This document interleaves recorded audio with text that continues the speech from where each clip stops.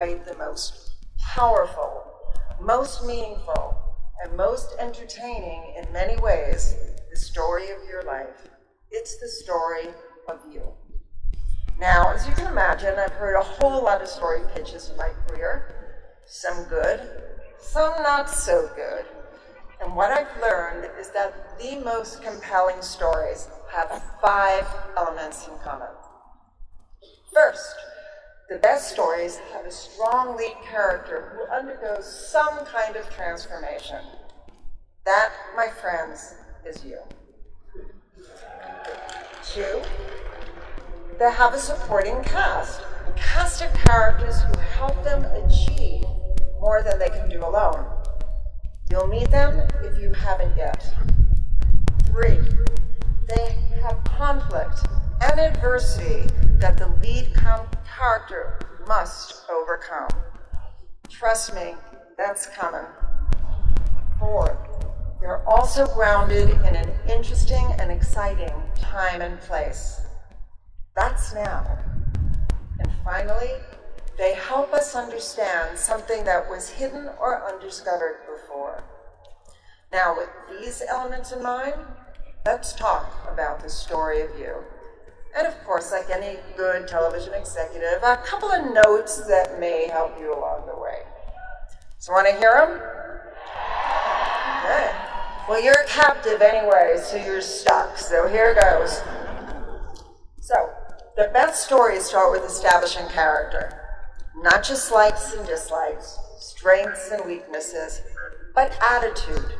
Because attitude sets the tone for something else. Something that is bigger than anything you're about to do. And I learned that on my very first job. I was working just down the street at a local gas station called WGBH. I was a production assistant on a kids show called Infinity Factory. As a PA, everyone outranks you. Everyone. You're often assigned to a cast member to help them do whatever they need. Whether it's running lines, making copies, picking up coffee.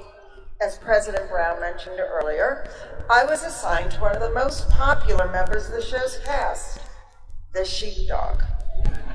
Now, you know when people complain that their job is crap? My job was literally crap. Because instead of picking up coffee, that's what I had to pick up. But here's the thing, I would do it all over again. That job taught me how important it is to understand the needs of your coworkers, canine or otherwise. Life, thank you. Life dishes out plenty of crap, figuratively and sometimes literally. It's how you handle the crap that counts.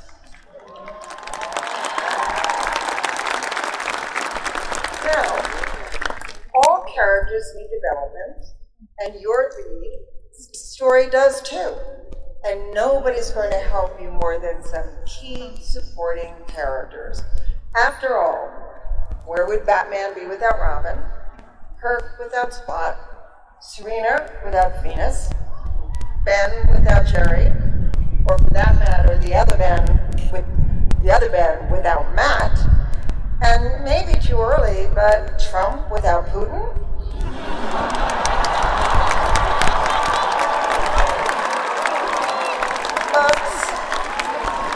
So, who are the supporting characters who will be central to your story?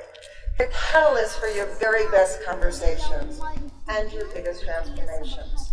You've already identified a few of them. Your parents, your professors, your friends, those warm, caring, wise people we typically think of as mentors. For me, it was my father. But there's another type equally important, someone I call the challenging mentor. This is a person you think is your antagonist, but who ends up being your greatest ally.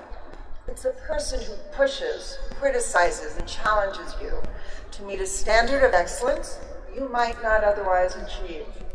For Harry Potter, think Professor Snape. For Tom Brady, think Bill Belichick. I met my first challenging mentor right here at BU. His name was Harris Smith. He was a brilliant ex-Army sergeant who taught photography. And when I say taught, I mean he commanded the darkroom like boot camp.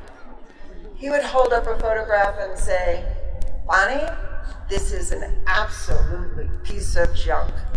He literally kicked me out of class and would not let me return until I put in the effort to take a great shot. It wasn't fun. I was truly embarrassed in front of all my classmates, but I knew he was right, and I knew I could do much better. Throughout my career, I've had mentors who initially terrified me, but who ended up being the most nurturing at all. The most memorable was, and oddly still is, Barry Diller, a media giant, and my boss at USA and Sci-Fi many, many years ago. One Friday night, I got an email from him. Subject line, "Your decisions." Of course, I have to speak in his voice. Those two words sent shivers down my spine. Barry had a few questions about one of the shows on Sci-Fi called Crossing Over, which happened to feature a psychic. His question: if psychics are real, why was he on the science fiction channel? And if he wasn't real, why the hell were we in business with him at all? So that's right.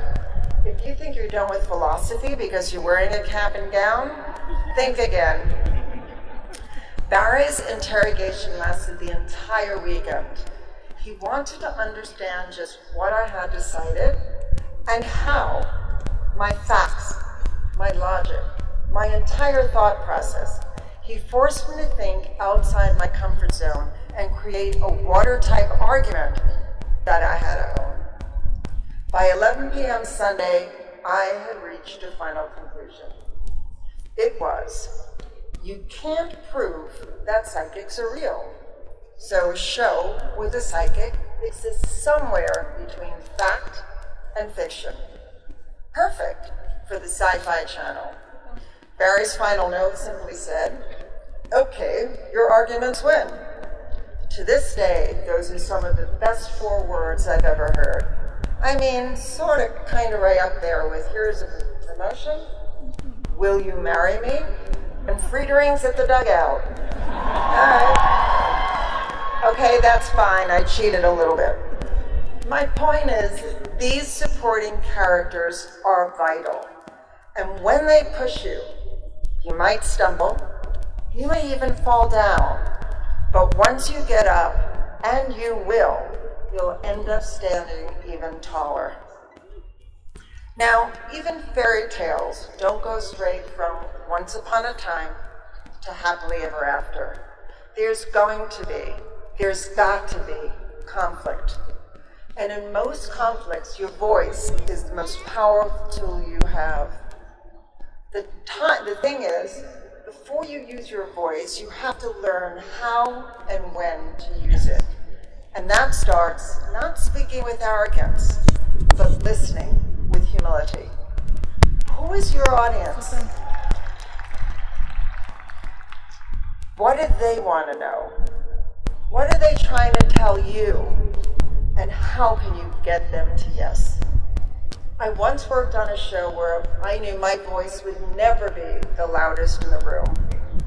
I also knew it would be a couple of octaves higher than anyone else's because the room was filled with pro wrestlers and World Wrestling executives. I had been put in charge of the WWE, even though I knew nothing about wrestling. You can imagine how skeptical everyone was, including me. This was a recipe for hot tempers and high anxiety. My first task was to convince a room full of strangers to work with me, and ultimately to trust me. Strangers who had necks bigger than my waist. So my approach, I sat quietly and I listened. I didn't cower in the corner, and I didn't claim to have all the answers. What I did was figure out what they needed, what I had to offer. These guys knew wrestling, and they knew their audience. I knew how to develop characters and build stories. I knew how to make good TV. And that very first conversation, which was honest and authentic on both sides, became the basis for an amazing 20-year work relationship and a deep friendship. Not to mention some fun wrestling along the way. So, find your voice, know when to use it, and just as important, when not to use it. So your attitude, your supporting cast, how you handle conflict, those are all choices your character makes. But there are two pieces of the story you don't get to choose, and that's time and place. 46 years ago when I was sitting where you are, or I was actually supposed to be sitting where you are, everything felt uncertain and unsettled. We were fighting a deeply unpopular war in Vietnam. Student protesters at Kent State had been fired upon and 4 killed by the Ohio National Guard. 11 days later, 2 more were killed at Jackson State in Mississippi. Civil rights issues were front and center. Many of us looked for guidance from BU's very own Howard Zinn, a beloved professor and prominent anti-war and civil rights activist.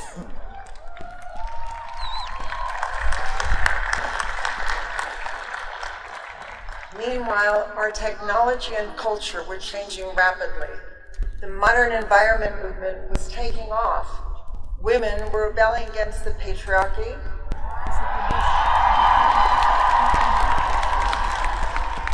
And people on all sides of every issue were taking to the streets. We felt like we couldn't trust our leaders or authority in general. The future and our roles in it were open questions. Sound familiar?